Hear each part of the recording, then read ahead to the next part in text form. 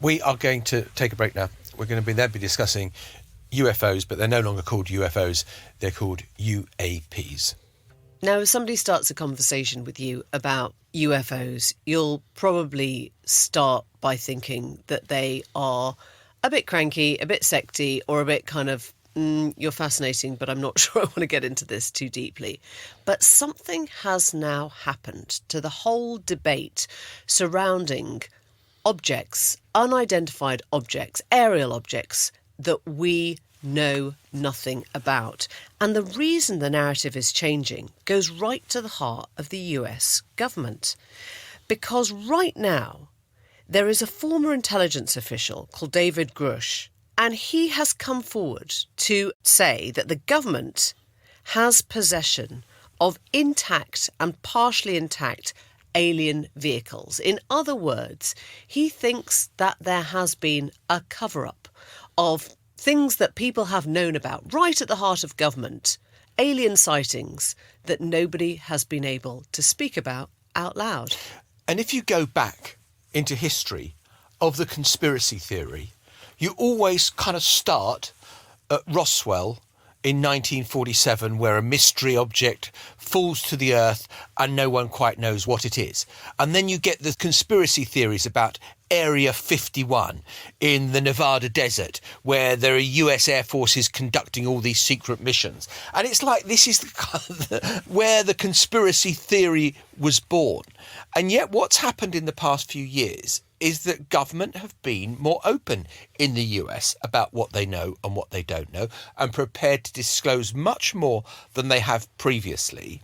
And now we have this guy, as Emily was saying, who's come forward and said he hasn't seen them himself, but he has been told very definitively that these things exist. And he's able to talk about this because Congress is now saying we will give protection to whistleblowers. And it's fascinating when you go back to 2006, the early 2000s, what you hear is pilots who saw things who did not dare report them for fear of being stripped of their licenses, being told that they were complete cranks.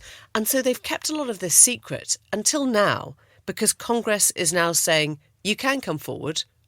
We will give you protection. We're not going to lock you up. And there's a lot of people who are starting to join the dots. One of those is Pippa Malmgren. Now, she's an economist by trade. She's never gone into the wheres and wherefores of UFOs before the past couple of years. She was a special assistant to George Bush when he was the president. So she's been right in the heart of the White House. Pippa, lovely to have you with us. What is going on? 5 years ago, Congress started holding private hearings on this subject. They turned into public hearings last year. And in 2022, in the National Defense Act, they changed the legislation so that whistleblowers within the military and government would be protected if they came forward and said, actually, there is something to this. Because in the past, if you had come forward, you would have broken your what they call non-disclosure agreements, and you would have been thrown into a military trial and into prison without the public ever hearing your name.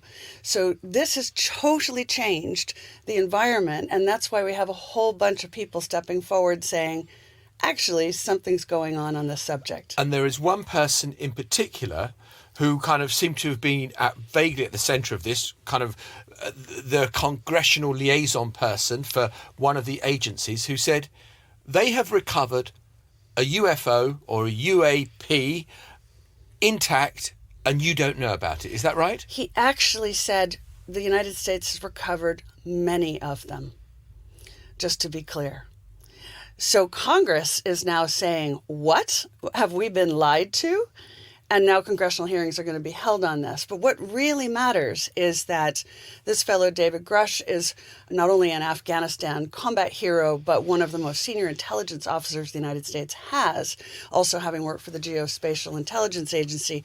And his counsel, his lawyer, is the original Inspector General for the intelligence community.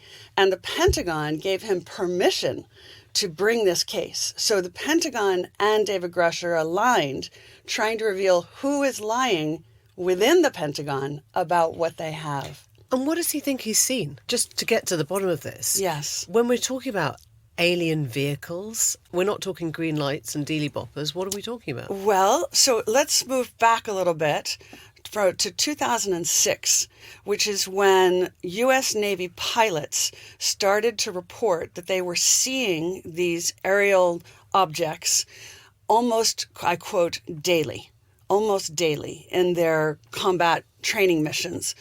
One of them is a guy called Ryan Graves, who's not only an F-18 fighter pilot, but a Top Gun instructor. And he cleverly decided, if I report this, they're going to literally pull my license and say that I've lost my marbles, which has been the case for decades. Instead, he said, I'm going to report this as a health and safety issue for the pilots, which then the Pentagon can't ignore. And then they triangulated on the phenomena with 4 different sets of sensors. One was what they call FLIR cameras, which are the most sophisticated cameras the military has, infrared and radar, and highly respected pilots' eyeballs. So with all 4 sets of data, nobody could say anybody was imagining it anymore. And so that led to what's now called the Tic Tac videos, which were released of what they saw. And there was a former very senior U.S. government official in the White House called Chris Mellon who got it to the New York Times and published it in 2017. And Pippa, we should explain, you have been right in the heart of government. You've been the special assistant to a president, to George Bush. I mean, do you remember when this stuff was going on? Did it ever touch your, dare I say, radar? It never did. And I have to say, if you'd told me 3 years ago that I would even be commenting or even following the subject, I would have bet my bottom dollar that that was just crazy. But because I have served in the White House, because I have, my job is to watch what's happening with government policy, I have been totally awestruck by the speed at which the United States government has totally reversed the legislative and legal environment and has allowed all of this information to come forward. This is all led by Senator Kristen Gillibrand, who is the junior senator from New York, a Democrat, who is utterly fearless on this subject, which is just fascinating. But again, they've had these 5 years of private hearings, and then they're going forward not on a guess. They're going forward on what they are very confident is real factual evidence. So it just hasn't been revealed yet. But this is a rollout that will take some time. Pippa, why do you think the government has changed its mind? Because this has been not a Democrat-Republican issue. The government has kind of kept this sort of secret national security stuff under the tightest of wraps for decades after decades and tried to scotch every rumour that's ever come out. So why the change? So I think, number one, militaries and intelligence agencies used to have a monopoly on the data from high altitude in space.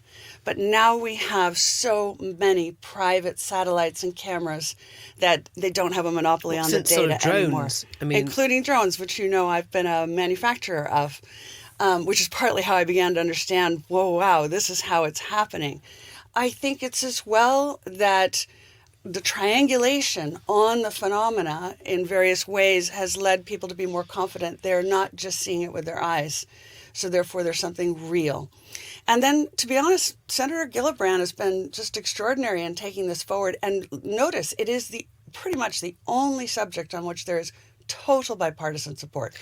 I mean, isn't the truth that this stuff could be up in the sky and still not that weird? I mean, it could just be space junk. It could be meteorites. It could be stuff that is connected to parts of the universe that we just don't understand. It doesn't have to be conspiracy crazy, right? Mr. Grush, who we're talking about, who is, coming forward with this, he's not saying himself that he's seen this. He's saying that someone has told him that he's seen it. And so it's not a first-hand account. Correct. What it is the first witness of what I think will be many. What I'm saying is there are going to be a whole bunch of government officials now who come forward in exactly the same way with the approval of the Pentagon and the intelligence agencies. To back him up. To not just back him up, but what they're trying to do is shine a light on where are the programs in government that have been held back from Congress. Is this a big problem? for the Well- US, in the sense that, the US, dare I say, is not short of conspiracy theorists right now. That if is this so becomes true. another example of the deep state lied to us, this is problematic. Well, this right? is exactly how I arrived at this issue. I wrote 2 books on leadership, and both of them were about why do we keep having such extraordinary leadership failures? And one of them is holding secrets and lying. That has been true for companies, that has been true for countries.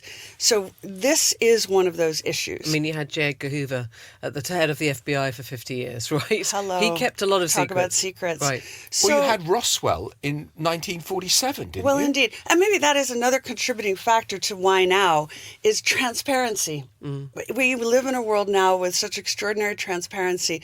This whole strategy breaks down. It doesn't work. It's in a way totally obvious that it should become an issue today as transparency is bearing down on all aspects of government. Let me point out one other thing is that there's been no successful audit of the Pentagon in the last 5 years. And they say because they can't audit it because there's so many highly classified secret programs. So part of this is Congress saying, no, we're telling you, you have to have that transparency. What are these secret programs? Well, some of them may be on this issue. Well, I just want to know whether you think this has a relevance now because of the way we're now talking about space and the moon and the Yeah. colonisation of The space. militarisation right. as well. So again, this is another angle that brought me into this subject because as an economist, I'm watching the development of what I call the space very closely. And I would go so far to say that people have not understood. We are literally about to go back to the moon, not to step on it, but to stay and to build, to use 3D printing, to build physical structures.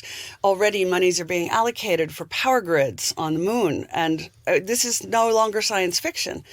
Is it a total coincidence that as we do this literally once in a species move, that suddenly this issue is needing to be addressed with what Congress calls urgency? Why is that so? I'm not saying I know there's a link between the two, but I just find it interesting that the timing is totally coincidental. My final question. Do you believe there's life out there? So I recently I wanted met... just a yes or no. No. I recently She's an met... economist. She's going to give you a formula. I always do take a view. I recently met with the Nobel Prize-winning physicist Didier Queloz, who discovered what they call exoplanets. This is the idea that there may be planets that are very similar to Earth.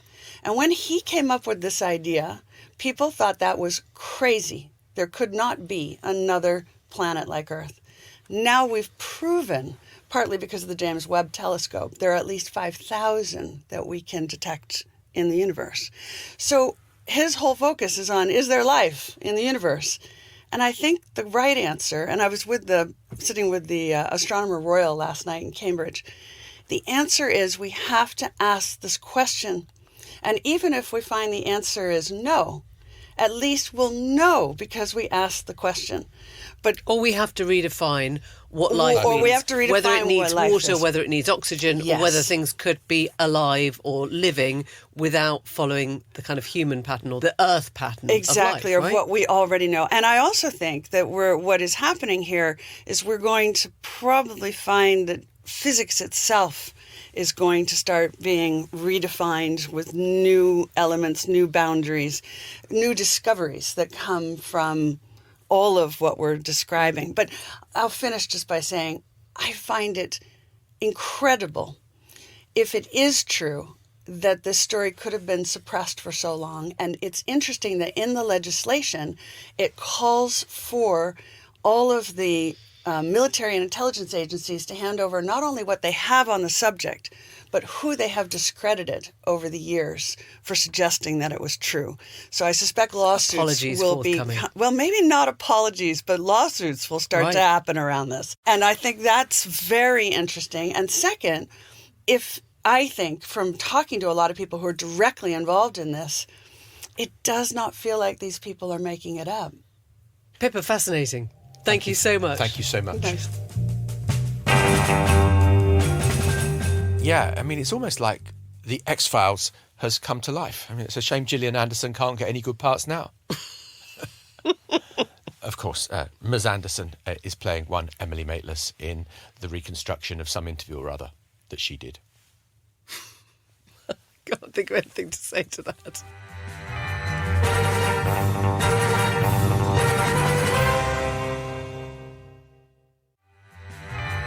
This is The Newsagents. Welcome back. And space exploration, the moon, landing on it, building on it. So I heard of a university interview where a kid went in and was asked, I think he wanted to do land economy, which is one of these kind of slightly complicated things, which is somewhere between economics and geography. How would you quantify the price of property on the moon? It's the kind of thing that... Very easily. Go on. 0, I think, all in all, given there are no houses on the moon. Also, I think the moon property market would be very difficult to develop. It would be very quickly inhabited by the Foxton's Green Mini. Yeah, well, half of it's in light and half of it's in darkness at all times. So you can definitely see a sort of a split on the moon. And you'd find these wonderful Foxton's words. in the Sea of Tranquility. Yes, what would they say? It's cosy and it's not overly exposed. Quiet. Yeah, quiet. Very Yeah. quiet. Also, it's not very commutable, the moon. It's not ideal. You're going Zone about this the 16. wrong way. You'd have to find the words that Foxton's would use to sell you the property on the moon. I went to a party on the moon. It was all right, but there was no atmosphere. Oh, have you got a... Hi. He's very good Right, at that's all we've got stories. time for, I folks. told you, Any he's moon- good at any moon stories. anecdotes, John? Any moon gags involving a politician in a urinal, John? No, none at all. There we are. You ever been at a urinal with Neil Oh, no, Armstrong? I've done my one moon gag. I'm out of here. Bye. See you tomorrow. First Bye-bye. live show from the Sea of Tranquility next year with the newsagents. This has been a Global Player original podcast and a Persephonica production.